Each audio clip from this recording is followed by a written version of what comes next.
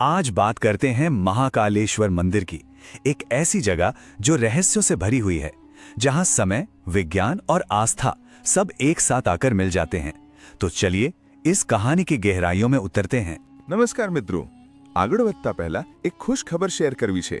આપણી ચેનલ ઇતિહાસ 3D world પર આજે 100 સબસ્ક્રાઇબર્સ પૂરા થઈ ગયા છે। આ સફળતા માટે તમારા બધાનો ખૂબ ખૂબ આભાર અને અભિનંદન।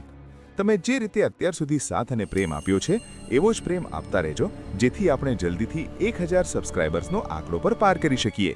અને હા, જો તમે હજુ સુધી આ ચેનલને સબસ્ક્રાઇબ નથી કરી, તો અત્યારે જ નીચે આપેલું લાલ બટન દબાવીને સબસ્ક્રાઇબ કરી લો।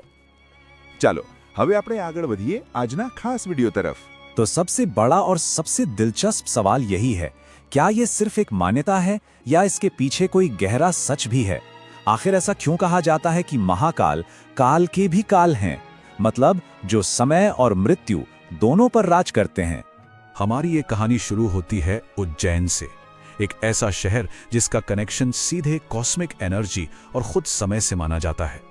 ये सिर्फ एक शहर नहीं, बल्कि एक जीतती जागती ऊर्जा का केंद्र है। पुराने ग्रंथों में ना उज्जैन को काल की नगरी कहा गया है। अब इसका मतलब क्या है?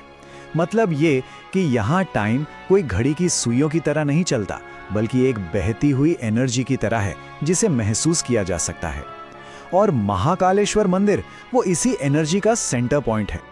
और ये बात बहुत दिलचस्प है कि धरती पर सिर्फ 3 ही ऐसी जगह मानी गई हैं जहां टाइम की एनर्जी को फिजिकली महसूस किया जा सकता है: केदार, कैलाश और उज्जैन। और इन तीनों में भी उज्जैन को इस पूरी एनर्जी का एपिसेंटर यानी केंद्र कहा जाता है। तो चलिए शहर से आगे बढ़कर अब खुद देवता की बात करते हैं। महाकाल की शक्ति सबसे अलग है, क्योंकि उनका राज मृत्यु पर भी चलता है। ये एक ऐसी चीज है जो महाकालेश्वर को बाकी सभी ज्योतिर्लिंगों से बिल्कुल अलग कर देती है। इसका मुख दक्षिण दिशा की ओर है और दक्षिण दिशा को मौत का दरवाजा माना जाता है। और कहते हैं कि जो मृत्यु को अपने वश में कर सके, सिर्फ वही दक्षिण दिशा का सामना कर सकता है। मतलब साफ है, महाकाल मौत से डरते नहीं, बल्कि मौत को कंट्रोल करते हैं।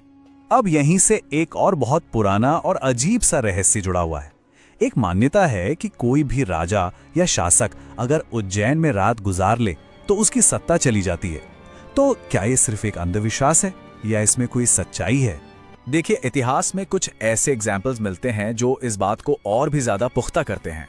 प्रधानमंत्री मोरारजी देसाई से लेकर कर्नाटक के मुख्यमंत्री BS येदियुरप्पा तक कई ऐसी घटनाएं हैं जिन्हें सिर्फ इत्तेफाक कहना थोड़ा मुश्किल हो जाता है।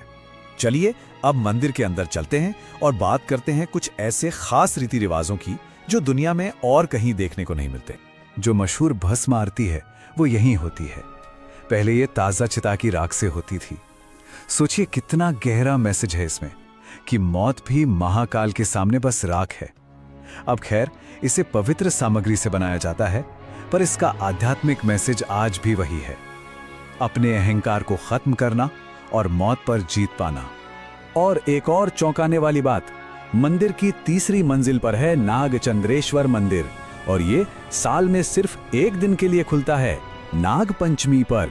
कहते हैं कि यहाँ तक्षक नाग की ऊर्जा इतनी शक्तिशाली है कि आम इंसान उसे बर्दाश्त नहीं कर सकता। तो अब तक हमने आस्था और मान्यताओं की बात की, पर कहानी में एक साइंटिफिक ट्विस्ट भी है। चलिए देखते हैं कि कहां पर आस्था और विज्ञान आमने सामने आते हैं। काल भैरव मंदिर का ये रहस्य आज तक कोई नहीं सुलझा पाया है। यहां भैरव को भोग में शराब चढ़ाई जाती है और वो मूर्ति के होठों से लगते ही रहस्यमय तरीके से गायब हो जाती है। और ऐसा नहीं है कि इसे समझने की कोशिशें नहीं हुई। अंग्रेजों ने तो बाकायदा खुदाई तक करवाई थी, लेकिन आज तक कोई भी इसका साइंटिफिक एक्सप्लेनेशन नहीं दे पाया है। तो फिर इसका एक्सप्लेनेशन क्या हो सकता है? वेल, कुछ रिसर्चर्स का मानना है कि यह मंदिर एक एनर्जी वर्टेक्स पे बना है। अब ये क्या होता है? ये जमीन पर एक ऐसी खास जगह होती है जहां धरती की मैग्नेटिक एनर्जी बहुत ज्यादा एक्टिव होती है, जो आध्यात्मिक प्रैक्टिस को कई गुना बढ़ा देती है। बात यहीं खत्म नहीं होती। कुछ लोग तो इसकी तुलना बरमूडा ट्रायंगल जैसी रहस्यमयी जगहों से करते हैं। मतलब वो जगह है जहां अजीबोगरीब एनर्जी फ्लो महसूस किया जाता है। और आखिर में एक और गहरा रहस्य है जो मंदिर के स्ट्रक्चर यानी उसकी बनावट में छिपा है। ये सिर्फ एक पूजा की जगह नहीं है, बल्कि एक तरह की एस्ट्रोनॉमिकल घड़ी है मतलब एक प्राचीन टाइम साइंस का सेंटर, जहां साल के कुछ खास दिनों में सूरज की किरणें एकदम सीधे गर्भगृह पर पड़ती हैं।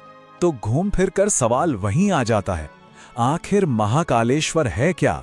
सिर्फ एक प्राचीन मंदिर, या फिर एक ऐसी जिंदा जगह जहां मौत, वक्त और डिवाइन एनर्जी आज भी अपना काम कर रही हैं? ये एक ऐसा सवाल है जो साइंस और आस्था दोनों को सोचने पर मजबूर कर देता है।